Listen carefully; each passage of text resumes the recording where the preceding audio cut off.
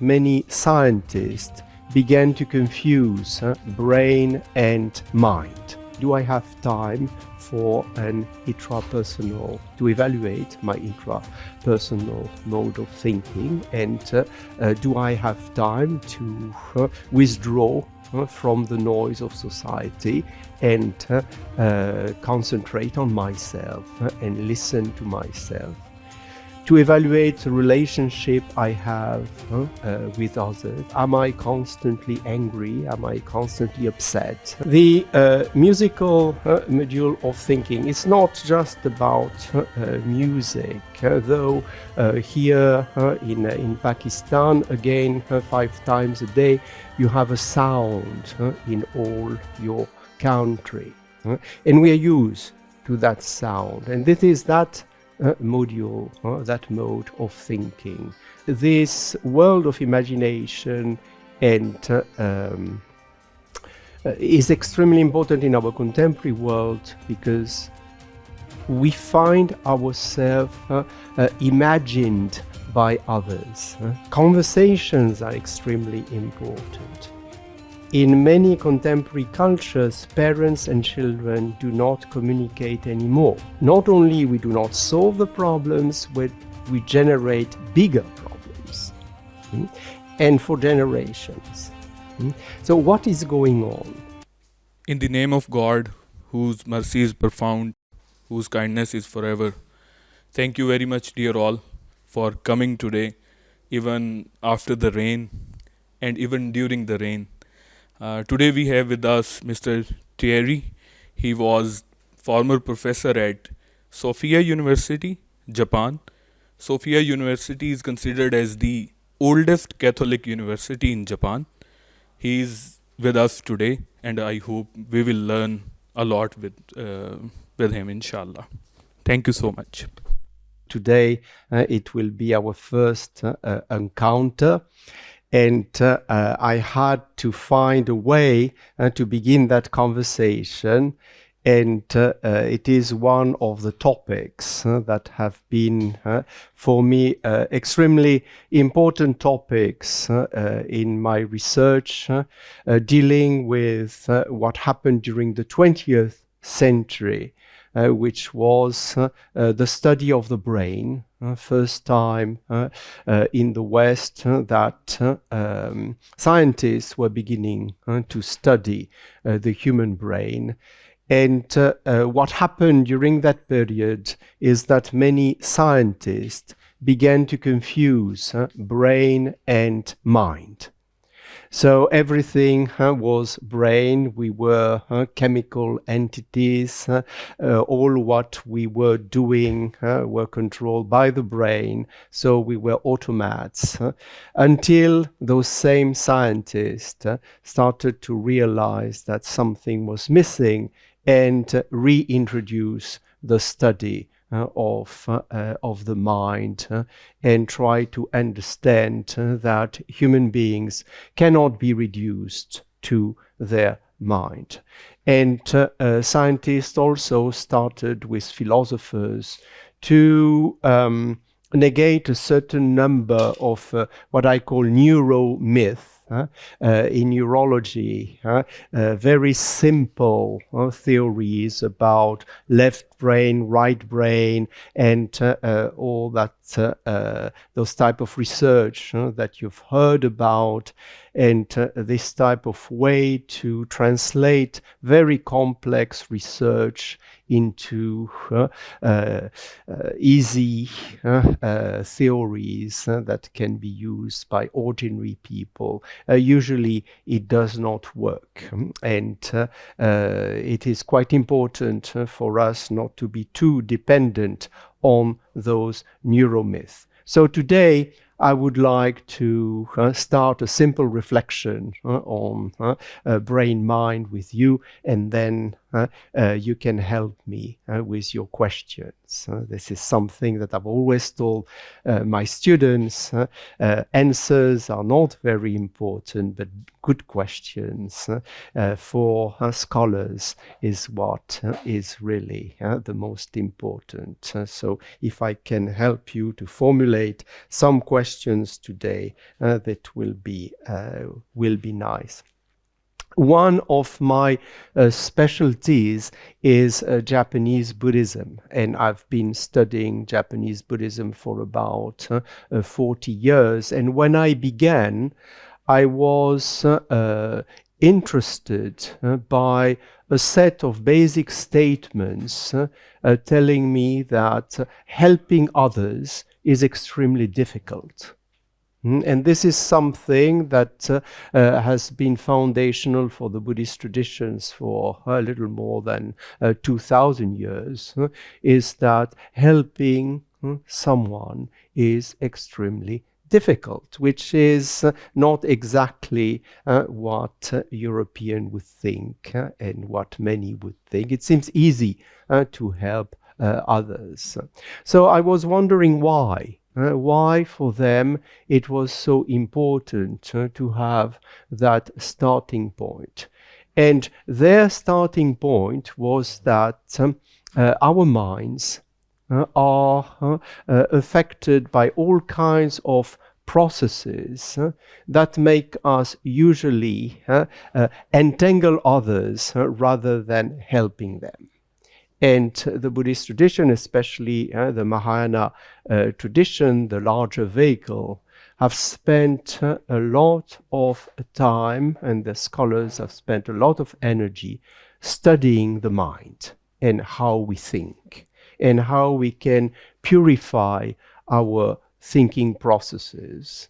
And in the 20th century, Western research, Western philosophers also started to reflect on the mind, and those different traditions started to merge.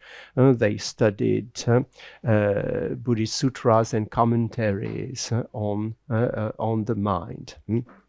So I will start today with something that is probably for you much too simple, much too basic, but again, I need a starting point to listen to your questions. So what I've prepared for you today is first to be aware that at present scientists are agreeing that our thinking process is extremely complex. Contrary to what philosophers in the past thought, it's not a straightforward process. It's in fact at least 7 modes of thinking that are constantly combined, and the end product of that is each one of you has a very unique way to think. We do not think the same way.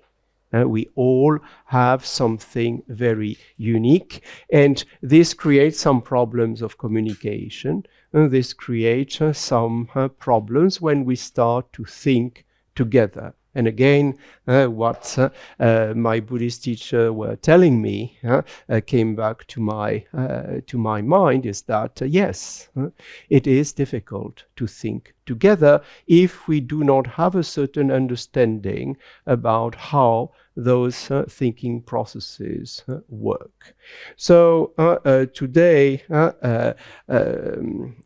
be patient with me. I would like to briefly look at 7 modes of thinking.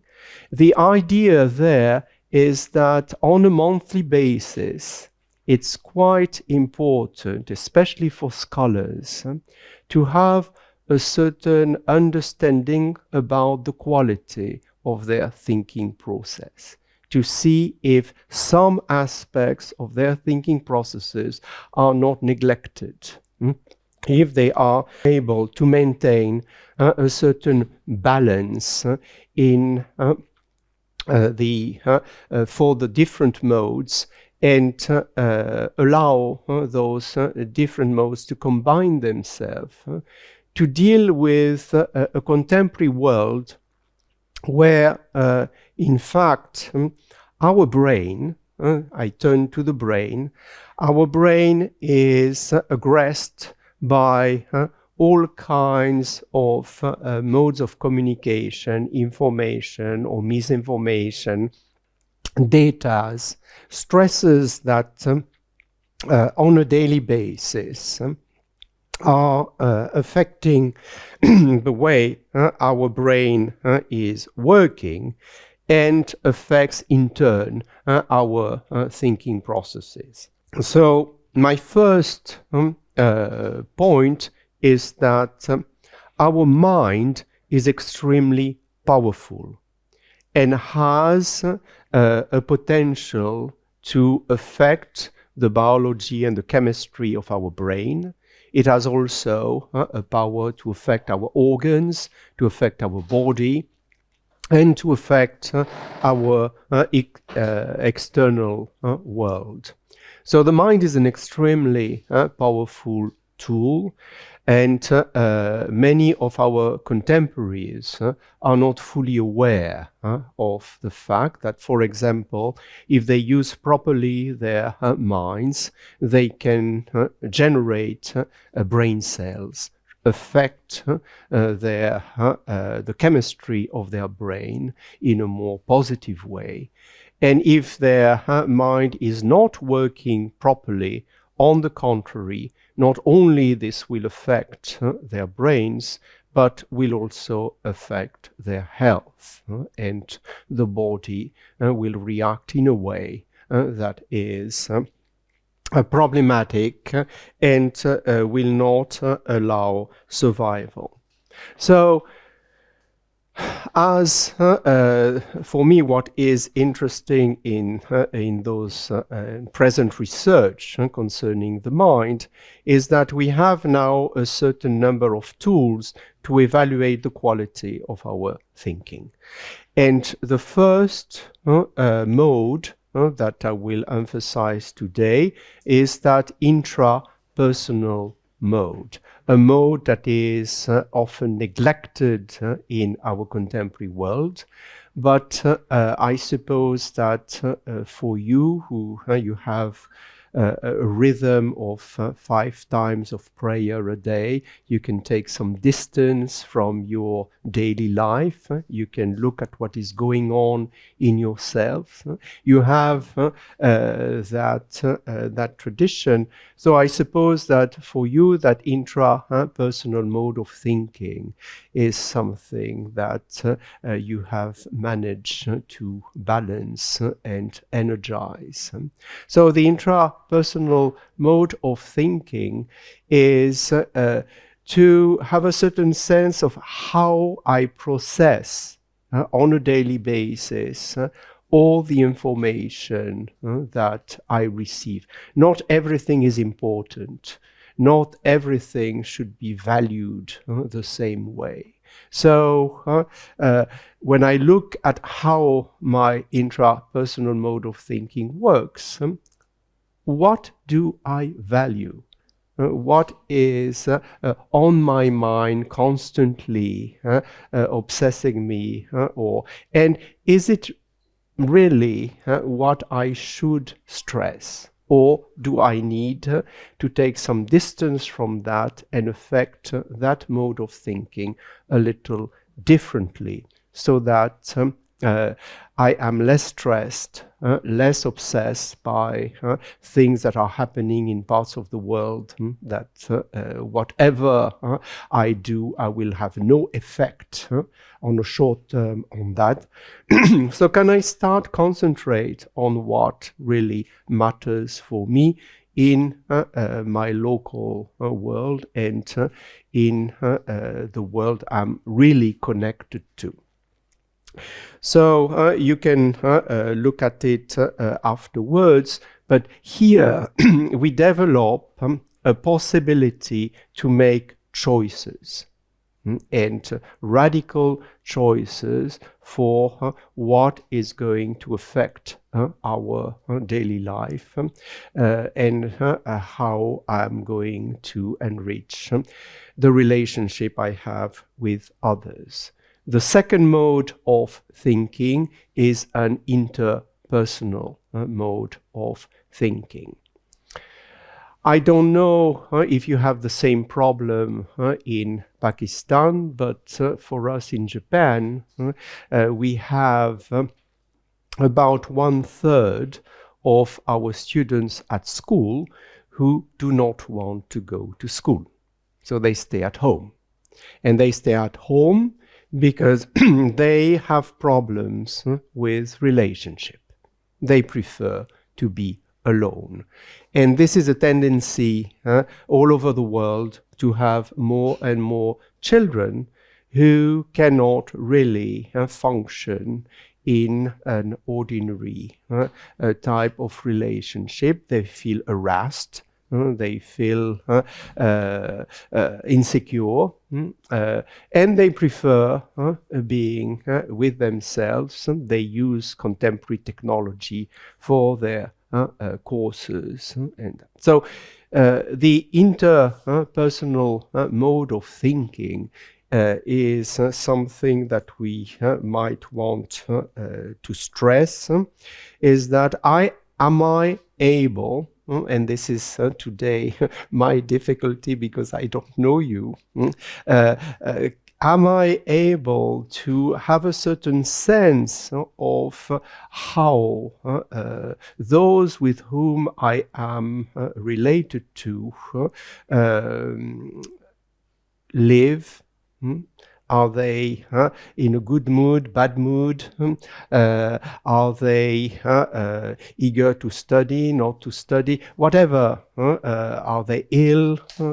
Do I have a certain sense of what is going on with those that I encounter?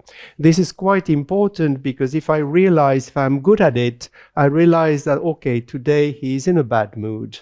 So I'm not going to trigger a certain number of things. I'm not going to ask questions. I'll wait a little until the mood changes.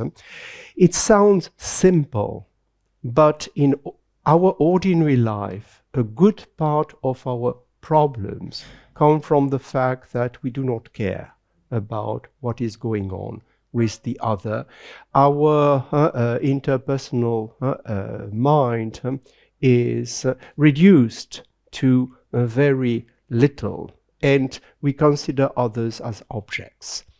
And I have the right to impose my mode of life to others, whatever is going on in their lives. So to develop those two intrapersonal and interpersonal modes of thinking are quite important in our contemporary world because very often those are two modes of thinking that are undereducated and creating quite a lot of problems. The third mode of thinking is the linguistic one.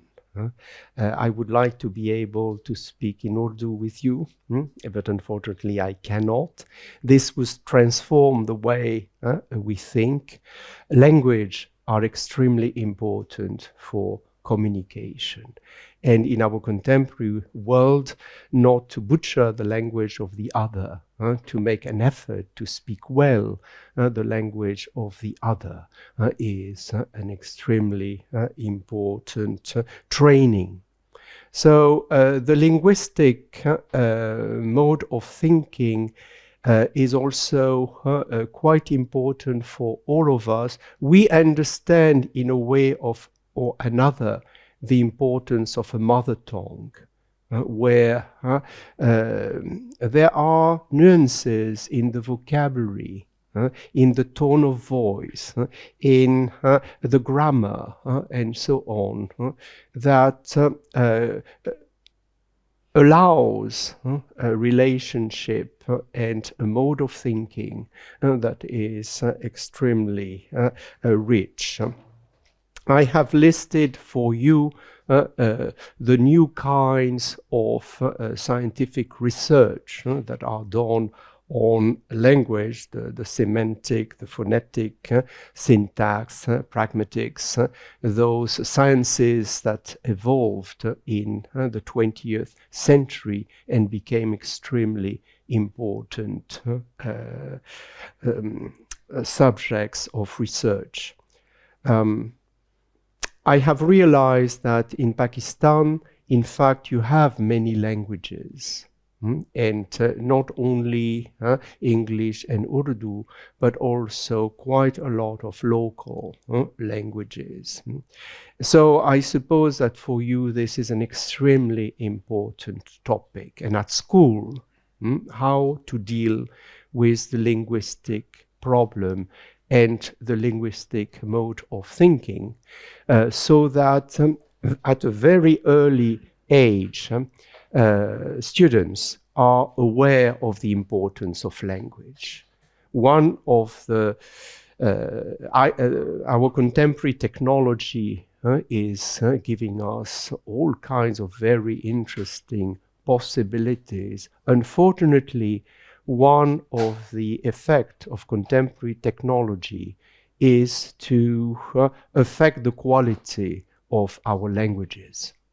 And it becomes, you're very surprised to see that young students are not able to write a grammatically correct sentence. Even if grammar is always an evolving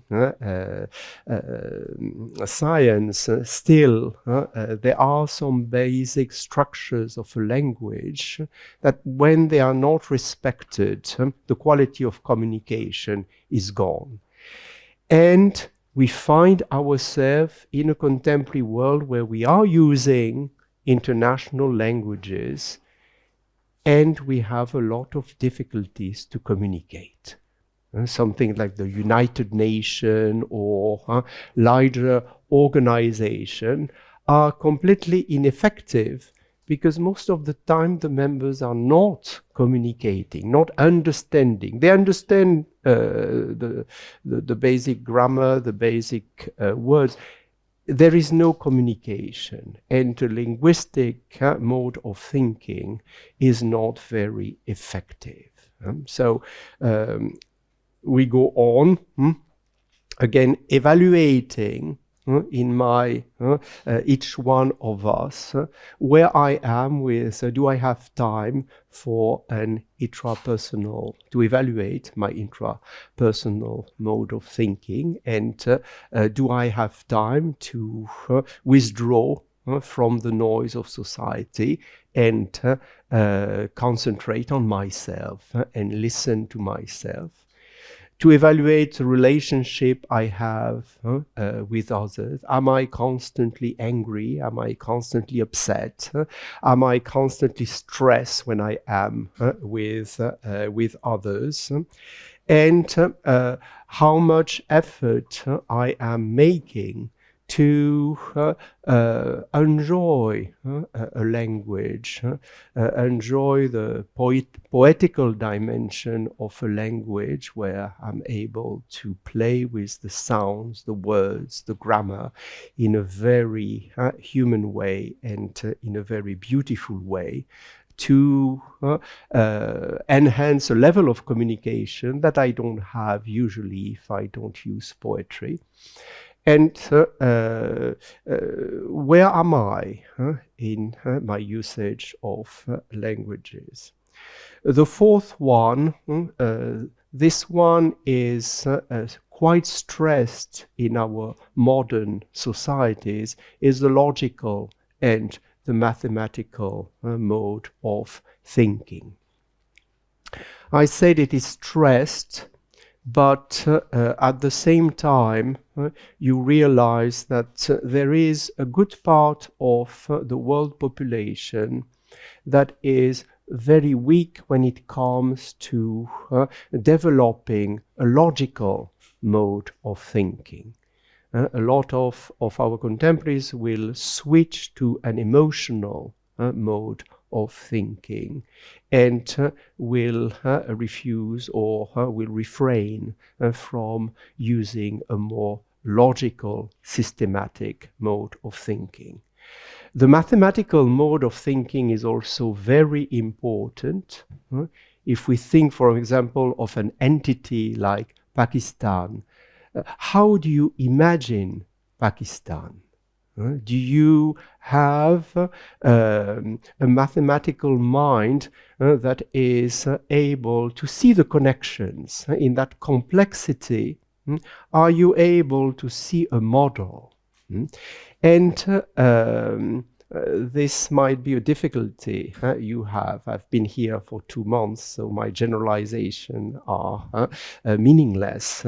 Still, I like listening, and I encounter a lot of...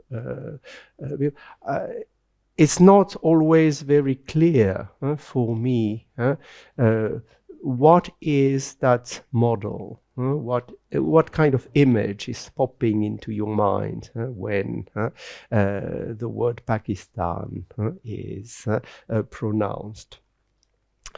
The logical mode of thinking is an extremely powerful mode of thinking for our contemporaries to solve very important problems. Again, my examples are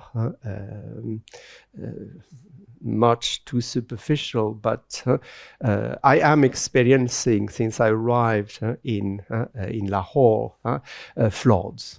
I go out, it's raining, and the first time I went out and the street was covered with water. When you come from Japan, this is not exactly what you're used to in a big city. My question is there a logical thinking at work? Meaning that how are you going to solve the problem? And how do you create the logistic to solve the problem? This is a very abstract process that is going to engage millions of minds to work together and solve a problem that, to my amazement, was solved 2,000 years ago in Taxila, for example. Where the Greeks and other invaders have created cities, and the way they created the cities is quite remarkable, to the point that I was looking at an altar of one of those temples that have been 2,300 years ago. And UNESCO, to protect that ancient altar, a stone altar, had put a roof on the top 10 years ago. And the roof is already leaking and destroying the altar under it. So here you have a structure that has been there for 2,300 years, was protected by the way the city was created, and UNESCO, who pretend to protect and to, I don't know really what they are doing, but are not able to make a very simple structure that will last for a few decades to protect extremely valuable production of our ancestors. So that logical thinking, when it's combined with the other modes of thinking, is extremely important in our contemporary setting. The next one is, for me, extremely important and very often neglected, the kinesthetic. And this has to do with the fact that we have a body, that we are biological entities, that we are connected to nature, to the world around us. And this is the larger body.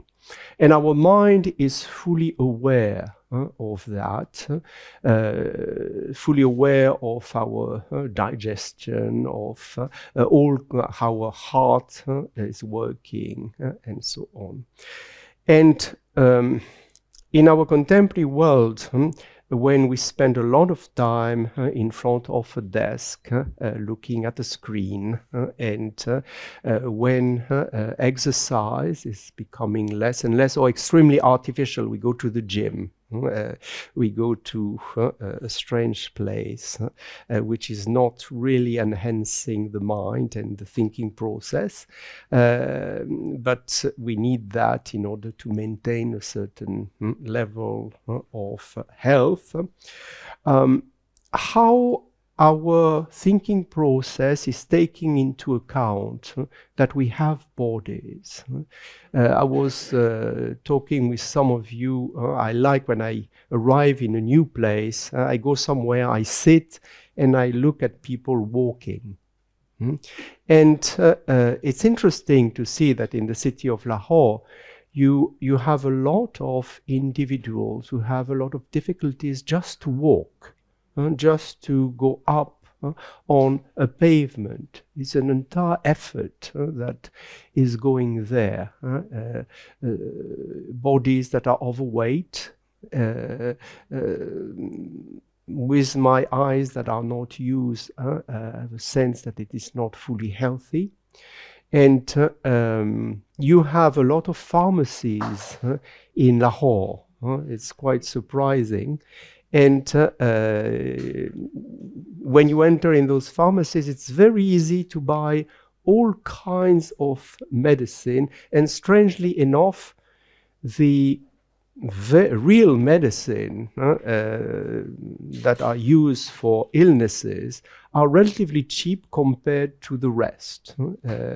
So you have access to a very powerful medicine.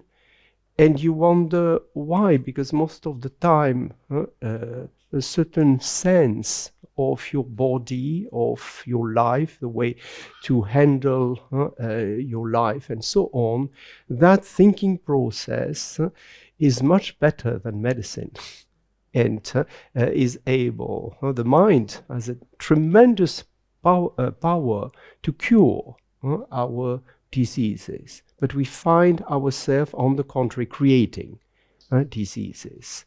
So that, again, for children, this is also something extremely important to train and to evaluate. What is the quality of my kinesthetic mind? Am I aware of what is going on with my body? You have the chance in Islam, when you're praying, you're using your body.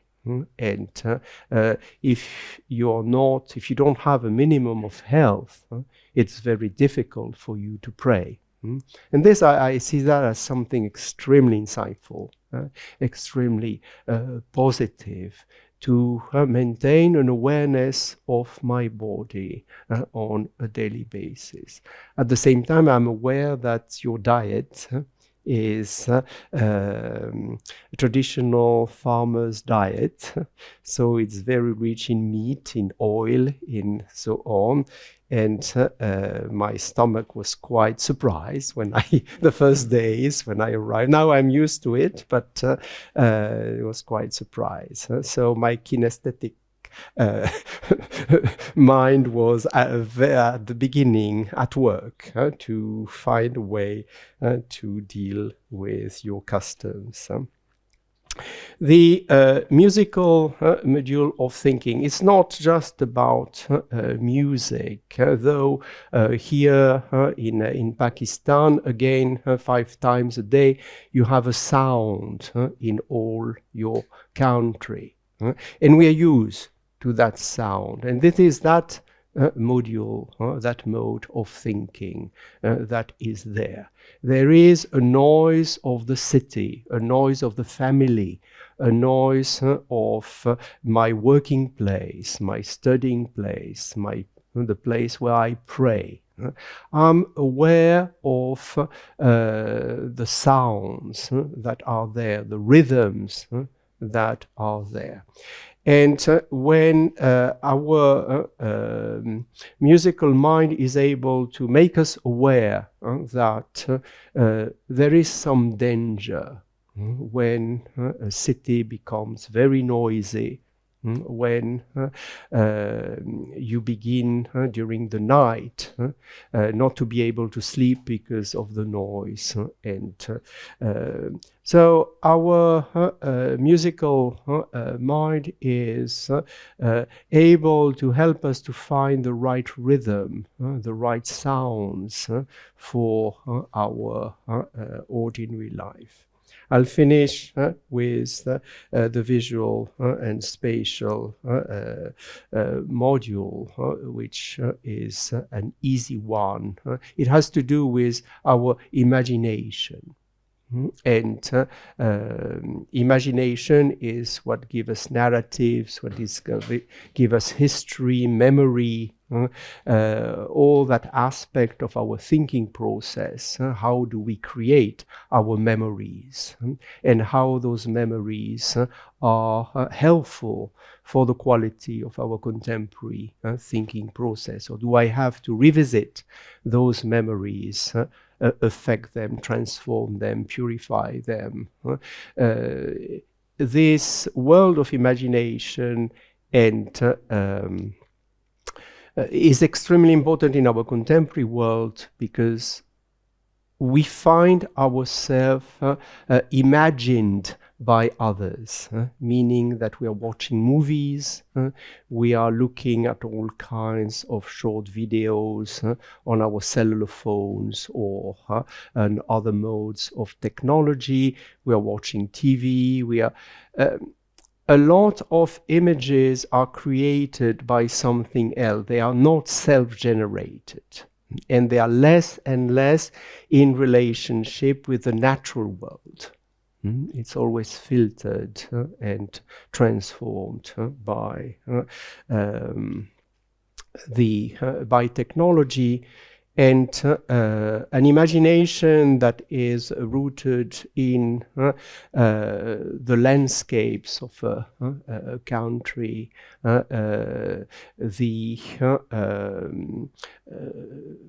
the vegetation of that country, the animals of that country.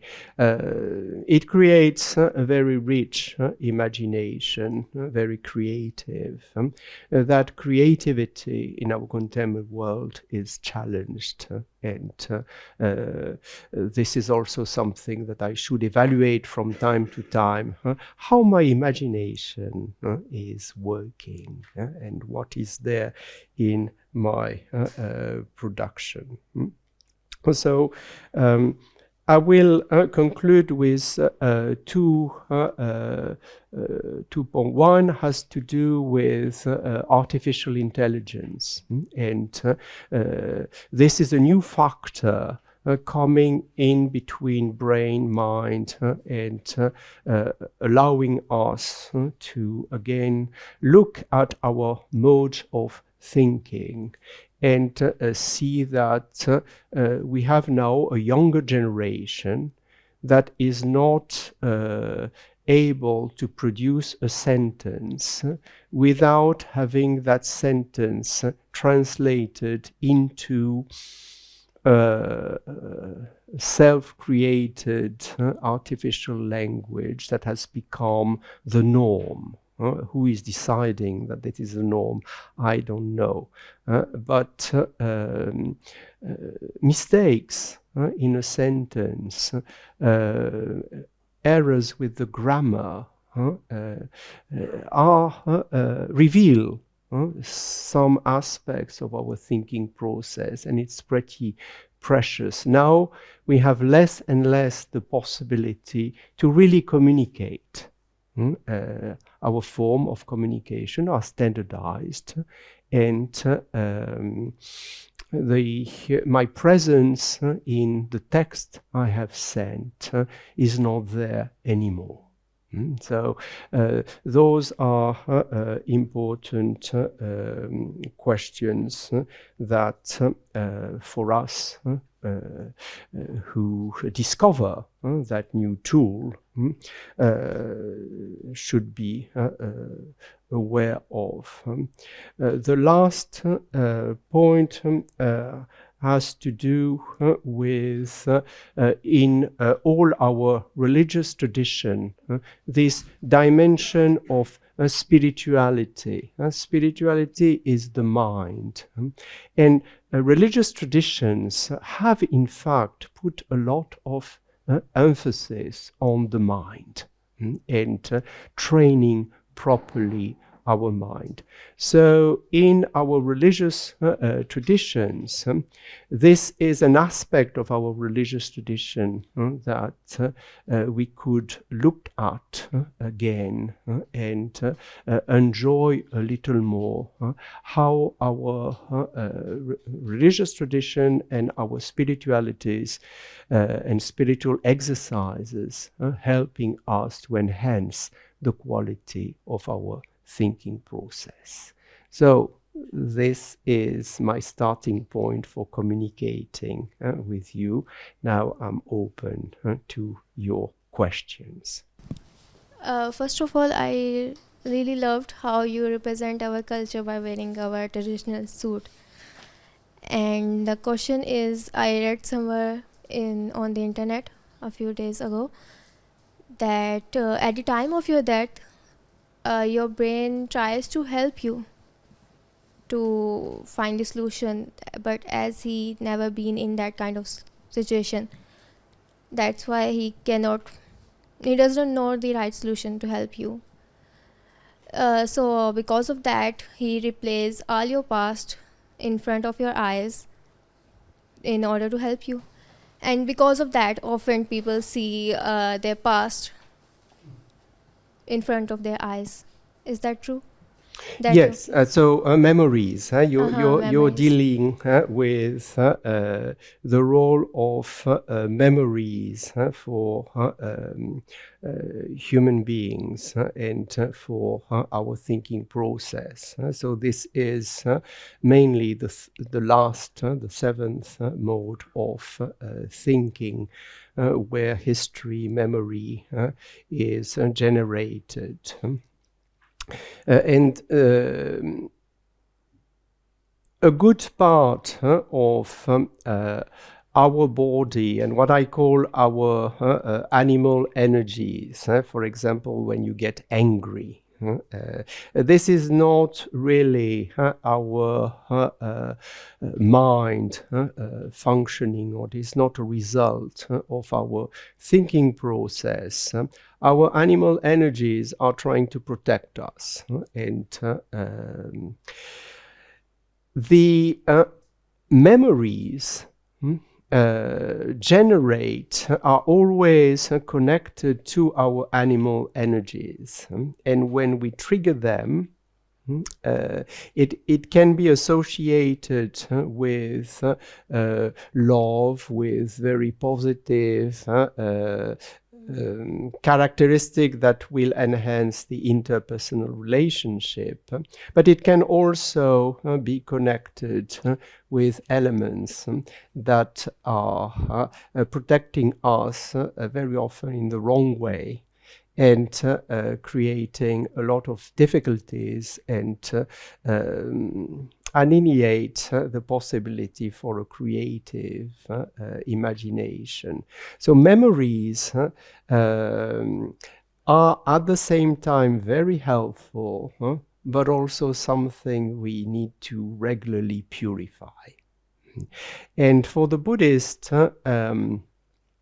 this is something they have worked on. They have realized, to their surprise, very, very early on, that human beings are keeping memories, and those are really something that is transmitted from generation on generation, not so much externally. It is part of what is going on in the thinking process.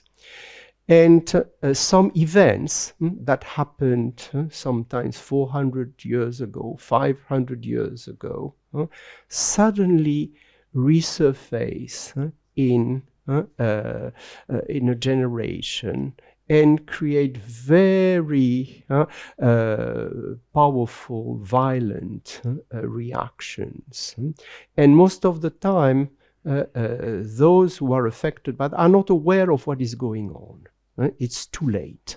It's already, the violence is already expressed. So to know well our memories, to have a certain sense that we have a subconscious, and that we don't really know what is there. But regularly our thinking process is able to give us a certain understanding of what is really affecting that subconscious. So dealing with our memories, our very deep memories, is also something extremely important in our education, and to be aware of the type of memories that I value. Not all memories should be valued. Some do not operate well in our contemporary world. Yeah. Thank you.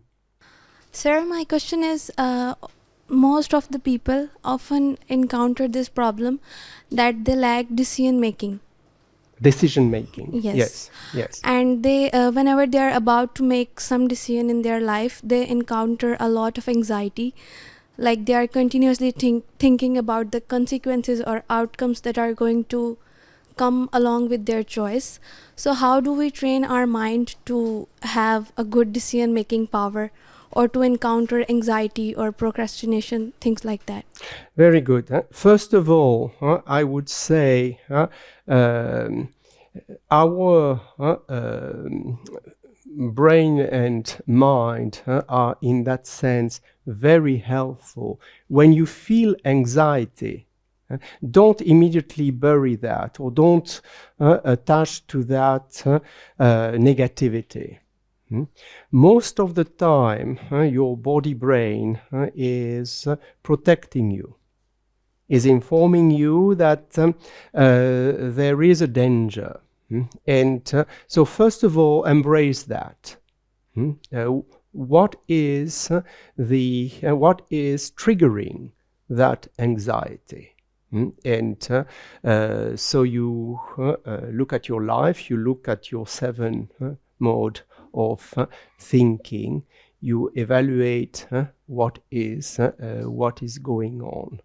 Very often we have difficulties to make decision because we do not have enough information, enough data.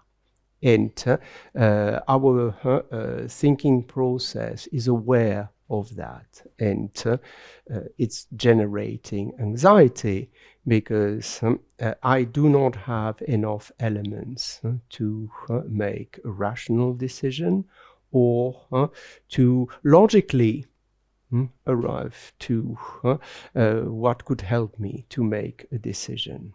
So in decision making, to make sure that you have enough information for making that decision is very important. There is a deeper problem which has to do with, and my mathematical mode of thinking is becoming very, very weak. I cannot create a model, and I do not see myself in that model. Even if I have one, I do not fit in that model, creating all kinds of disconnection in my thinking process. So I call that dissonance. Our musical brain is extremely sensitive to those dissonances. I have a sense that things are not coming together. So anxiety in itself is not negative.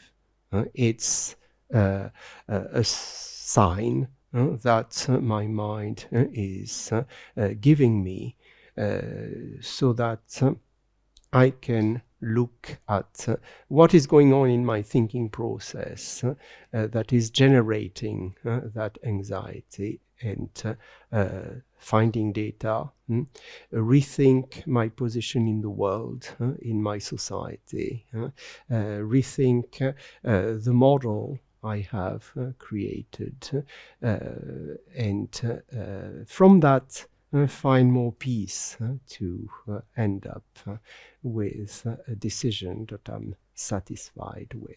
Hello, sir. First of all, thank you so much for being here and teaching us. So my question is, do you think that our heart and brain have a relation, between each other? Because here in Pakistan, I don't know what people say in Japan and other world, but most of the time we relate our desires with our heart, because most of the time we say that our heart wants to have a lot of money, our heart wishes to have to do something, to even if we want to congratulate someone, we say hearty congratulations. So do you think where does that desires and our inner desire, our inner wishes comes from? Does those come from brain or heart? Because whenever there are bad desires coming our inner side, our conscious, our mind brain always oppose that bad desire logically and rationally. So is there any connection between heart and brain, and where does that actually desire come from? So the category heart is quite problematic category in the sense that it's probably used in our common languages. And why? Because the beating of my heart changes, and my mind is aware of that. And sometimes my brain will affect the beating of my heart, so that my mind becomes aware that there is something going on. So this category of heart is easy to understand. As far as our thinking process is concerned, it's a difficult category to use. And so in cultures like Japan and our part of Asia there, scholars have a word where heart-mind are combined. So they are aware that there is an aspect of our mind that is related to the way our organs function, the way our heart beat, and so on. So still, is this affecting our thinking process as such? I have some question there. So when you say heart and brain are connected, definitely. How are heart, brain, and mind and thinking processes connected? So that's for me. Now, listening to your question, I will come back to what I've called animal energies. Is that we find ourselves with, and I call them animals because it's easier to understand that we have in us horse-like energies. Suddenly we can gallop with. We are very free. We have also, and you see them in Lahore, donkey energies. They listen, they are very patient, and so on. You have also in Lahore camel energies. Camel have that characteristics, is that they can stay for a very long period in the desert. And I have in myself animals' energies that can maintain my life, my thinking process in very difficult contexts. I have those animal energies that are protecting me. The other aspect of camel energies is that it allows me to go through very narrow paths. To come back to your question about decision making. Decision making is a very narrow path, and I need concentration. And my body generates those camel energies that allow me to go through those difficult moments. And I have like that all kinds. You can map them yourself, see how you function. Each one of us is a little different. But regularly, you find yourself overwhelmed by certain energies. They come from your subconscious, and they suddenly paralyze you or overwhelm you. And we better know them. So those animal energies is what I would put very close to the heart and to the heart brain. And our thinking process itself is able to control those energies and is aware of them. Those are at times signs that our body, brain is sending to us, and those are very important signs. But the thinking process is able to control and affect those energies. If I know well how to use my mind, I will not get angry. Because at the moment those energies are coming up, I know how to transform them into another type of reaction, another type of energy. So my mind is very good at that. I'm not controlled, fully controlled by those animal energies and by the brain. My mind, on the contrary, can affect my brain, can affect my animal energies, use them well.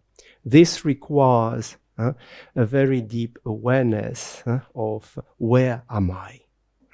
If I start to neglect the quality of my thinking process, then I'm governed by emotions. And in Lahore, is fantastic to be in a car.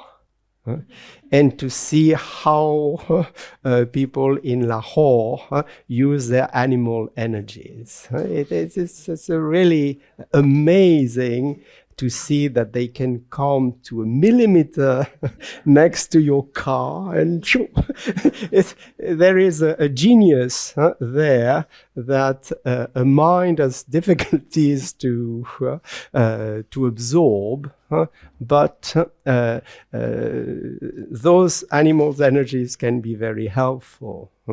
Still, we are also aware that if we are not in control, we become violent. We do acts that we regret because we have been completely controlled. By that, our thinking process was too weak to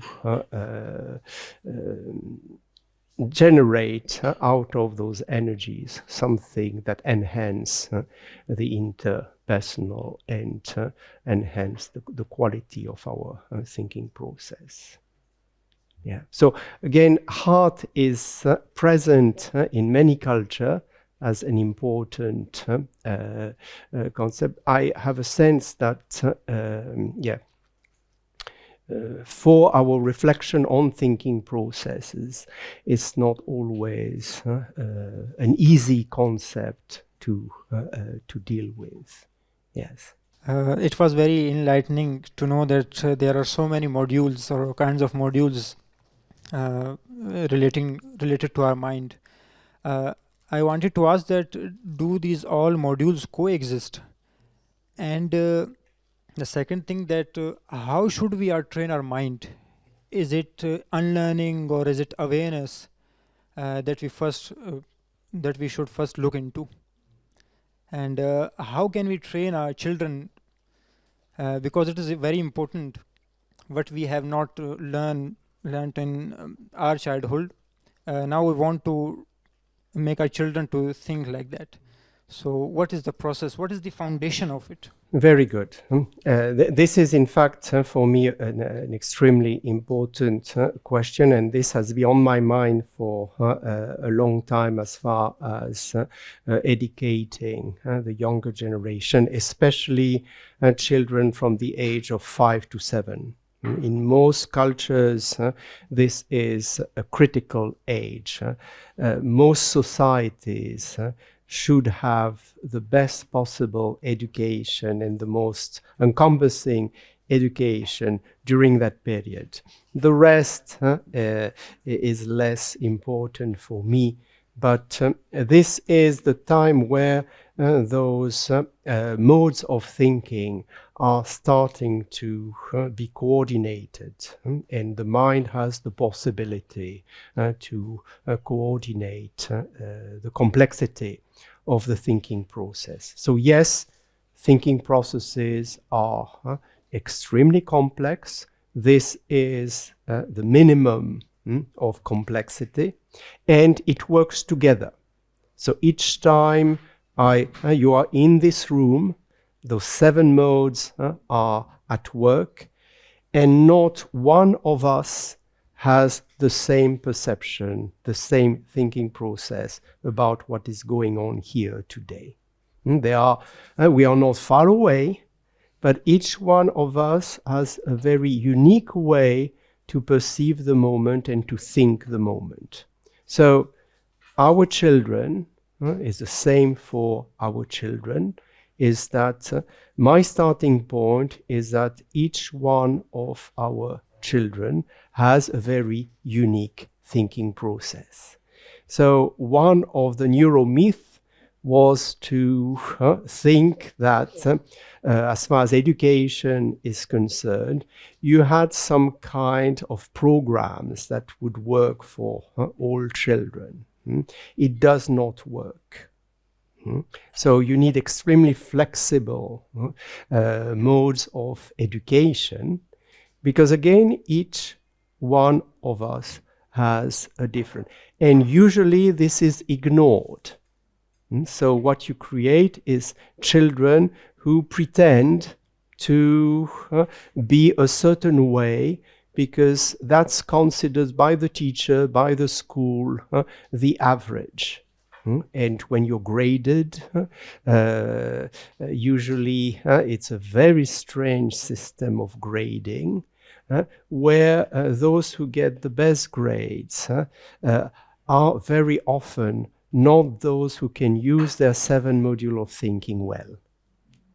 They have developed, overemphasized, usually the logical, mathematical, and that's why they go up in the system, sometimes, but less nowadays, linguistic. But the intrapersonal is often a mess. And the others, the kinesthetic and others, is often a mess. You have some genius, but usually it's not what is going on. So my first starting point is I need to learn from my child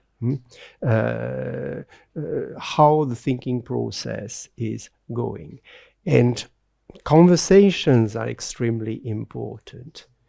In many contemporary cultures, parents and children do not communicate anymore. So children communicate among children, and it's usually online. And it has become international, so the language is very strange. The mode of communication is very strange. So inside the family, communication inside the family and knowing your children, knowing how their thinking process is. Look at the drawings of your children. So much is said in a drawing. When I was in Sri Lanka, I was working with 5 years old, 7 years old kids for very poor families to start a complete training for sustainability. And so to start first to create a healthy environment and waste, finding ways to control the waste, recycle and whatever. Little kids, you give them 20 minutes of input through images and so on, and then you ask them to draw. And then they come and they show their drawings. You realize not only they have understood what you were pointing at, but their mind is extremely creative. They have already seen some patterns, some way of dealing with the problem. Now, each drawing is different. The kids are never drawing similar drawing. That's the fascinating aspect of human beings. And that's one of the most unique animals in this cosmos. A thinking process that is able to generate such a high level of variety. But we want, our education usually wants to give an average or normalize things. There is the good student and the bad student and so on. We cannot really handle the complexity of our thinking processes in an education environment. But we can think about it and we can start to develop modes where those 7 modes of thinking are all enhanced. Yeah. So it's a very general answer to your very complex question. But this is a very interesting starting point for looking, I would say a simple example. Look at the history books. This is memory. And so how are we dealing with the memory of young people? How are we shaping their memories? And are we shaping their memories in a way that will facilitate interpersonal relationship, memories that will send them back to looking at what is going on in them? And memories that gives them a certain sense of cosmology, orientation in space, and so on. A history book is not neutral. It can destroy the thinking potential of an entire generation by creating a memory that is going to make you hate the rest of the world. We are the best, and the others are our enemies. Thinking processes can be very deeply affected by that type of process. So I do not think that we have yet the proper tools for affecting our pedagogy. Most of the schools are overwhelmed. And in Pakistan, contrary to Japan, you have a lot of kids. And educating all those kids is a huge challenge because it's a huge financial burden. Your teachers are not paid very well, if I have my information, except for a few private schools, but usually it's a very low salary. You cannot expect too much. So how do I rethink family education, as a responsibility of our society? This is a fascinating topic. And based on what we know now about our thinking processes, I think we have better tools to help the younger generation. Yeah. Thank you. Yes. So my question is kind of a confusion I am facing right now. When we understand mind phenomena, it's more towards the spiritual side. And then the brain, the neurons, the scientific side. And when you try to understand this, and you see a lot of work by Dr. Joe Dispenza and Bruce Lipton on placebo effect. And then on the other side, you see the neuroplasticity, how you can, change yourself by doing some specific kind of activities or adopting, some kind of behaviors which can help you create new neurons. So when you go through both the sides, it seems like it's like a tug of war on which side you should lean on more. So what do you think about it? Can we merge it? I think I have understood your point, and I understand the confusion, because this was my confusion when I was much younger and studying at university. What we were fascinated by was the results of all the research that had been done on the brain. And how it functions. Unfortunately, it gave scientists at one point give up in front of complexity and write very simple books for all readers, and it's extremely misleading. The thinking process is extremely complex, and we are just beginning to understand that. So while the scientific study of the brain has done tremendous achievements, the studies about the mind are just beginning. We are just discovering how a human being is able to think. What we know now is that you cannot reduce human thinking processes to a chemical process.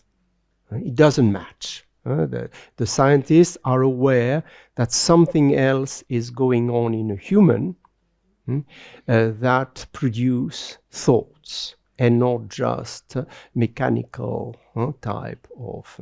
So for me, as far as education is concerned, or research, or our studies, even the way we live our religious life, that research on the mind is for me much, much more important and much more insightful. It is in the making, and we are far from understanding well how our thoughts not only are produced, but are the result of a very complex process. On the pamphlet, I think I've put, yes, in the middle, that it is like our digestive process, and where you have all kinds of chemistry, enzymes, and so on, working together. Each one of them, there is incompatibility, but it managed to work together and produce, give us life and maintain our life. Our thinking processes are also like that. If I was your age, if I was younger, I would be fascinated by those research, and would go on trying to contribute to that aspect. We live in a world where we are more and more aware that we have important problems. There is a great generosity. We would like to solve those problems. And very often we realize that we are not very good at it. And that not only we do not solve the problems, but we generate bigger problems. And for generations. So what is going on? What is going on with a thinking process that is untangling That is something that a long time ago in Hindu teaching and later on Buddhist teaching were really at the starting point of their religious quest. How can we affect our mind so that we think better, and we can, whether they were successful or not, that's another story, but they had understood very on the problem. I will add, just to follow up with your question, something that is important for me. You have noticed that in Eastern tradition, meditation is something that is quite important. And if you follow the training, you are going to go through very long period, usually it's about 100 days, where you will be asked to focus and concentrate to very deep level, so that you have visited all what you are. And bodily postures are extremely important. The way you pray, the way you meditate, the way you use our body affects not only the quality of your physical body, it affects your brain and in turn affects the quality of your thinking process. So in our contemporary world, how do we find a style of life, whatever it is, that is enhancing the quality of our thinking process, where we see the results? We see that we have a potential for solving problems, not just as individuals, but as a group, as a society. We are good at solving problems. And this would give us a lot of hope in a world where we have a lot of tremendous funds, and we are interconnected and so on. We do not really see the results. And at one point, our brain enters into a very strange chemical process that we call depression. And we have not only individuals who are depressed, we have entire societies that are depressed. The problem with depression is that it is chemical, meaning that you cannot reverse it, or it takes for your mind an extremely high level of concentration, and usually it fails. So if the chemistry of your mind is affected to the point that you enter into clinical depression, to get out of that is practically impossible. You can control it, but it will come back at one point or another. Yeah. So this usage of the body and affecting the quality of the functioning of our brain, a healthy brain, and in turn enhancing our thinking process, that will in turn be able to know better how to maintain the quality of our brain and the quality of our body. Yeah. Thank you so much for your insightful sharing. I have a lot of things going on in my mind, so I'll try to keep it brief to something that I'm personally involved in. So, looking at our children, we have about 25 million children, and who are out of school, and they probably will never get the kind of education that we currently have, the system of education. But through AI, probably we have some hope that maybe, the information, etc., through the device engagement, and they can probably at least learn something getting access to technology. But having said that, what do you think? Like for us, we learning all these modes of learning, and for me, yes, I can use it for self-regulation, for self-awareness, for interpersonal skills and communication, etc. But don't you think when humanity is left to its natural state, most natural state, all these things coordinate and come together in a very natural way, in a good environment? And we just need to provide a nice, safe environment, I would say, because we've been in survival mode for as long as we remember, at least our country. But if we can just provide a safe space for everyone, even in the rural areas, they can have their own, sustenance, development, and things going on, natural food, animals, etc. We don't need this kind of, tech education, this kind of advancement like the development countries have. So fortunately, in Pakistan, at least, we are still more, towards the natural side. So that can be a good thing also for us. And because ignorance can be bliss also. Instead of going that route and then again coming back to discovering ourselves, what we need to do to undo the damage that we've done through learning too much, getting too stressed, like you said, going through depression, and too much awareness also then makes us too much conscious of ourselves and others, and it is a burden and stress that we can't bear. So what do you think that keeping people who are already in a natural state, so providing facilities to just keep them that way would be good enough, because they are going to grow, and those of them who think, have a higher sense of thinking, logical thinking, etc., they can come towards advanced learning and then benefit their societies, communities, etc.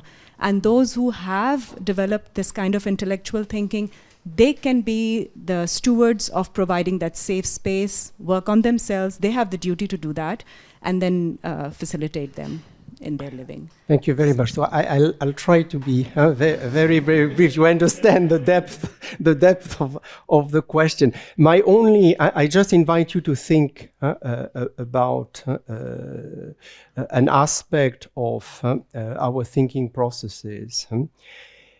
It is not really possible for the mind to isolate itself. And you understand that one of the difficulties we have in our contemporary world is that we have emigration, migrations, and tremendous migration. Why? This is the mind at work. The mind has been able to see that in the United States or in Europe or whatever, there is a model that is extremely attractive. The mind is unaware of the dangers that are coming from that model. So what you're describing to us now is already an extremely high level of mindly awareness of what is going on in our society. And isolation will not work.